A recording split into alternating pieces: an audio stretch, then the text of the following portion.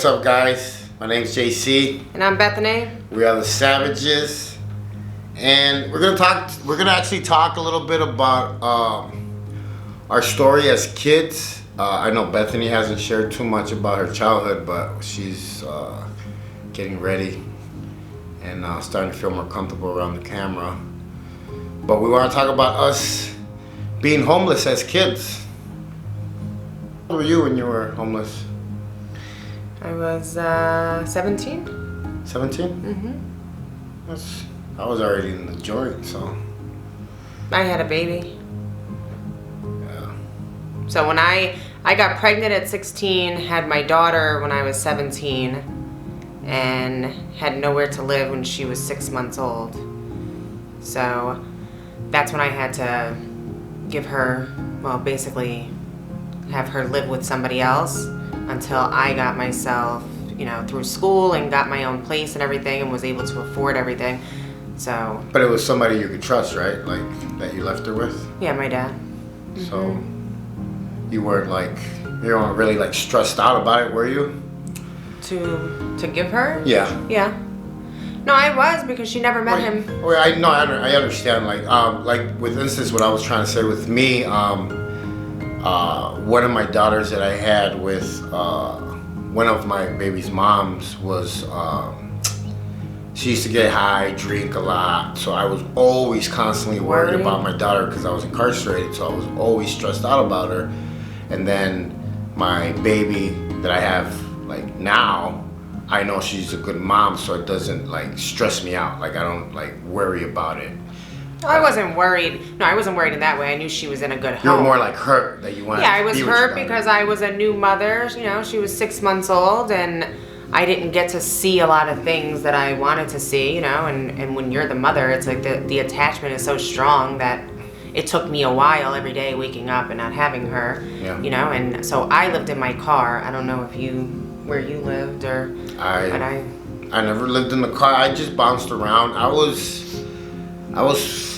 14 or 15, and my dad kicked me out because he was in a new relationship, and all of a sudden there was rules now. My first stepmom didn't have no rules, so I got to run the streets like an animal. And then this new stepmom came in, and she set all these rules because her kids were these goody-two-shoe kids, and all of a sudden, I remember the day she found a bag of weed in my pocket, in my pants, and she pretty much told my dad to kick me out. And it was below zero that day, and he kicked me out. So I walked all the way from Cicero, Roosevelt, all the way to 59th Street. If you're from Chicago, you know that's a long way, a long walk. And I just jumped around from friend to friend's house pretty much and just wore the same clothes and washed it when I could. Yeah, that was me. I mean, I had a car, so I was able to live in it, but I had all my clothes in the back seat. I worked as a waitress, so I was able to when I would go to work, I would eat there. I would, do everything that I could there, but yeah, I didn't have anywhere to go to wash my clothes or to take a shower. Or I started sleeping in hotels when I would get paid, and I did that for about, I would say, 1 or 2 months, and then I started to realize that I couldn't save any money by staying in hotels. So then I sucked it up for about 4 months, and I just stayed in my car every night for 4 months until I had enough money to actually get my own place. It's hard. I mean, me being so young, like I said, I had to jump around and kind of eat what I could. There was a Burger King that was close to my neighborhood on Archer, where I kind of knew when they would throw all the burgers and everything that was left over of the night, and I would wait and get the bag, and I would have hamburgers for a couple of days, and I would just keep them on my backpack, and I just kind of roamed the streets. It's when I hung out the most. I did, I guess, the most drugs because I was always on the block in the neighborhood. And man, I remember my socks would smell so bad because I was always walking around, and just the sweat and everything. I don't even know how, David, he would let me sleep underneath his bed because he had to hide me from his dad. And it was just crazy, man, to be that young and just to be roaming the streets like that, Well, you feel like you have no family. Like, Oh, you know, that... we didn't. I don't think I did it, you No, know? I know. It's just that you come from, it's like you grow up and then all of a sudden you think you have somewhat of a family, you know, people that you can call or rely on, and then all of a sudden it goes from that to completely nothing. Like for me, I have a lot of family in New Jersey, you know, and in Florida, and it was like at that very moment, I felt like I had nobody. Like everybody was dead and I had nobody to call, you know. I'm in my car and It's one of the reasons. It's one of the reasons why I built like so much resentment against my family was because like me being so young and like nobody caring like about me like made me really fucking pissed.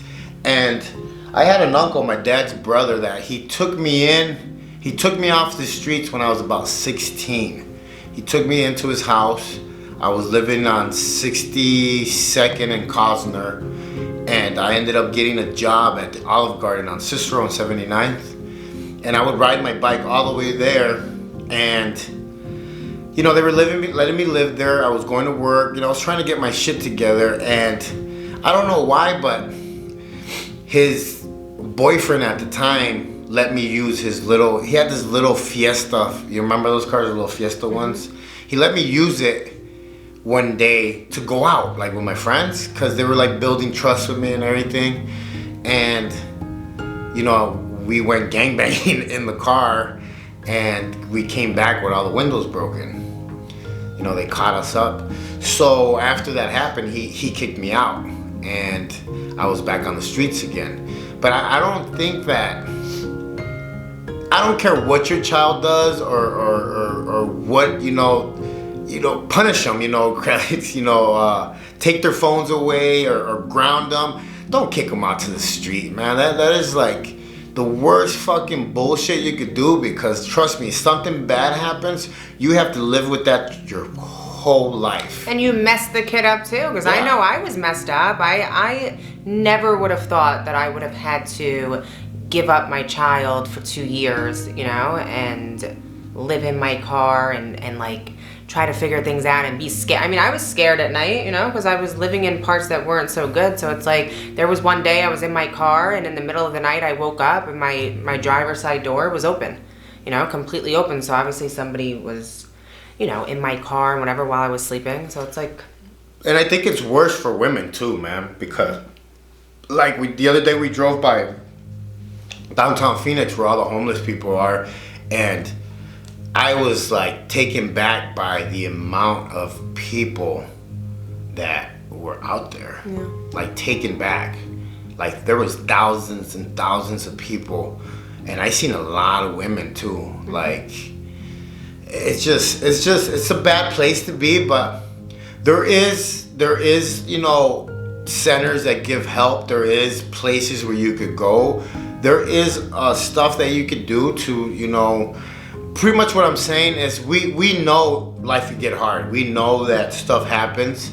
There's people that have had it all and lose it all and end up homeless and just, you know, bad stuff happens. Mm-hmm. But don't throw in the towel. Don't give up. That's like the worst thing you could do. Like giving up is just pretty much just letting it be. And I think that's what made us, you know, who we are today, is that we kind of like never kind of threw in the towel. Well, it made me stronger. I know if I wouldn't have went through that, I wouldn't have been able to go through any of the stuff I went through after that.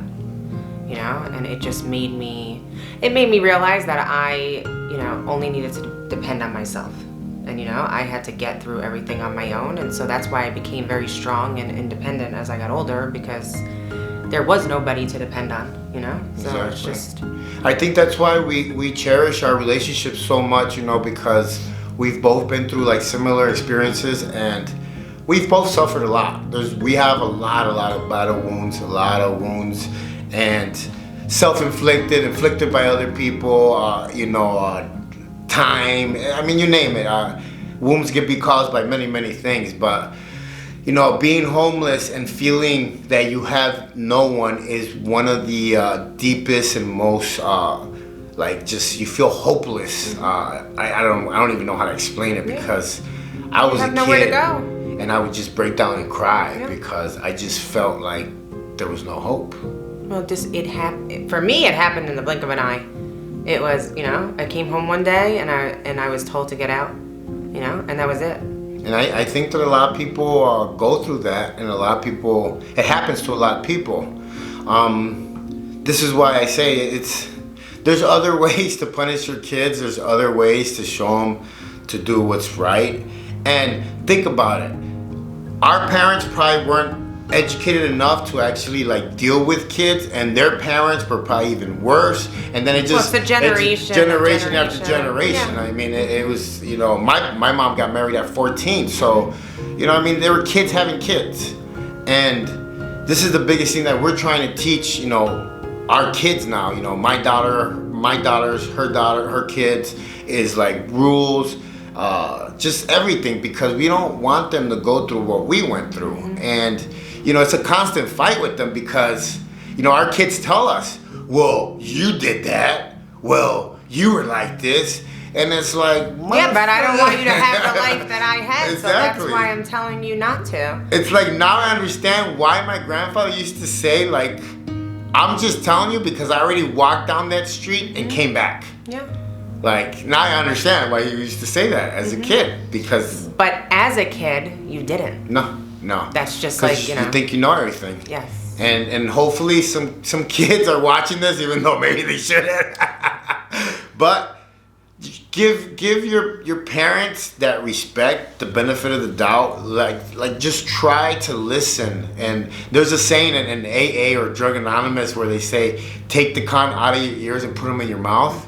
Because you're constantly thinking that you know everything, and you don't. We don't even know everything. Yeah. And we told our kids, hey, you know what?